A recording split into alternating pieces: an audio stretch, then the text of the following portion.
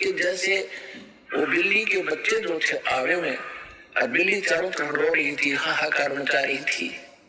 उधर से प्रहलाद भगत भी एक ऐसे पिता का जन्मा था जो कति नास्तिक और खुद भगवान बना बैठा था, लेकिन वो पिछले संस्कार का बालक था। कभी इसी जन्म में उसने भक्ति की थी, वो भक्ति की अब तभी तक कसक उसमें थी। राक्षस परिवार में भी जन्म लेकर उसमें भक्ति की आस्था थी, तो पिछले जन्म का पूर्ण कर्मी प्राणी था। उस पिछले पुण्य से ही उसकी कबीर परमात्मा ने ही नरसिंह रूप धारण करके उसकी मदद की थी। इन विष्णु वैष्णु का ब्योत नहीं था। अब धीरे धीरे आपके प्रकाश में आएगी सारी कहानी। कविता ने मूर्ख बना रखा था, हमने सिर्फ सटोरी सी बनाकर छोड़ दी थी, कथा सुना दी थी। प्रहलाद को क्यों बचाया, अन्य को क्यों नहीं बताया कभी ऐसा? और यहाँ सबको बताएंगे जो जो नाम ले रहे, कहा तेरे सामने दिखा दूंगा, कितने रक्षा करे परमात्मा, पल पल में करे। ऐसी ऐसी दुर्घटना सुनाते हैं बच्चे, ऐसी ऐसी परिस्थितियों में परमात्मा मदद करते हैं। अब प्रत्येक के साथ कर रहा है। वो पिछले जन्म के थे, अब ताजे और बना दिए हमने, अब इनसे भी साथ होगा भगवान, इनके प्रतिफल भी आपको देना शुरू कर देगा।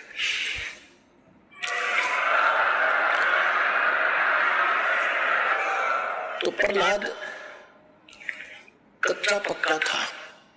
प्रहलाद के पिता ने बचपन से तो भगवान की भक्ति करता था, लेकिन विष्णु का पुष्प जैसे भी सुना ज्ञान किसी ऋषि से, नारद जी ने उसको गर्भ में शिक्षा दे दी थी, जो वो गर्भ में था मां के। उसके आधार से वो विष्णु जी का पुजारी बन गया। और विष्णु का दुश्मन हिरण्यकशिपु, उसका पिता, उसने ब्रह्मा की भक्ति करके शक्ति प्राप्त कर ली, थोड़ी बहुत सिद्धि से हल्दी की गांठ से अंसारी बन गया कि मैं ही खुदा हूँ, सुबह में रोना शाम में रो, आशीर्वाद ले लिया, उससे से रोना पक्षी से रो, अमर मान लिया अपने आप को। इस कारण से उसने अपने बेटे से कह दिया कि विष्णु का नाम नहीं लेगा, भगवान की भक्ति नहीं करेगा। अब वो कुछ उसको क्या किया कि एक सांडा और मूर्खा नाम के दो भाई थे ब्राह्मण, वो आचार्य थे, गुरु थे, तो उस प्रहलाद को और वहां के अन्य ब्राह्मणों के बच्चों को पढ़ा करती। ये खुद भी ब्राह्मण था, हिरण्यकशिपु।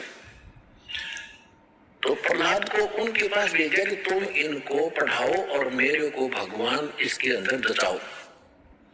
तो उस समय प्रहलाद कच्चा पक्का सा हो रहा था कि भी हो सकता है, ये भी हो सकता है। रोज देखो, एक झूठ ने 100 बार सुन ले तो वह सच्ची सी बन जाती है।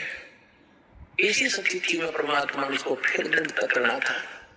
वो बिल्ली रो रही थी और कुमारी भी रो रही थी, और प्रहलाद उसी रास्ते से अपने गुरु पाठशाला में जा रहा था, सांडा मूर्खा वाली पाठशाला में।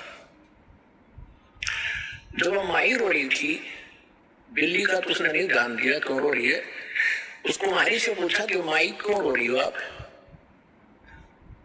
बताओ। उसको पता था राजा का लड़का है, बताऊंगी कि महाराज मेरे से गलती बन गई और इस बिल्ली के बच्चे अंधेरे में और किसी मटके में चले गए कच्चे में, अब इसमें आग भयंकर लग गई है, आग चल पड़ी है। पहले कहते हैं ये जो आवा था 1 महीने में पका करता था, और फिर क्या हुआ तो उसने बताया कि 1 महीने तक कभी वो छेड़ नहीं सकता, इतनी अग्नि होती है इसमें।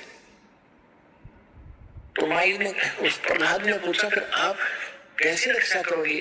कि भगवान करेगा, अब मनुष्य नहीं कर सकता, अब जीव नहीं रक्षा कर सकता, अब तो राजा भी नहीं कर सकता। राजा मान लो सैनिकों को बुलाकर मटके तो बुझा सके, मटके निकाल सके, लेकिन वो तो मर लेंगे, इतने एक का जल में मर जाएंगे वो बेचारे, तो भगवान ही बचा सकता है।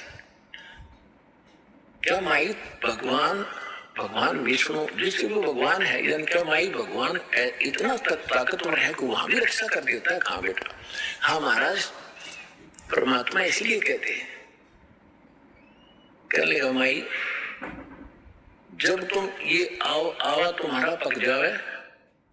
तो उसने पूछा क्या तुझे विश्वास है माई? कैसा होगा? कहा मुझे पूरा विश्वास है भगवान से। तो उसने, प्रहलाद ने कहा कि जब तुम्हारा ये आवा पक जावे, ये किल मटके पकाने का भट्ठा, उसको आवा बोलते हैं, पूजा आवा, तो जब ये पक जाओ तो मुझे बुलाना, उसके बाद इसको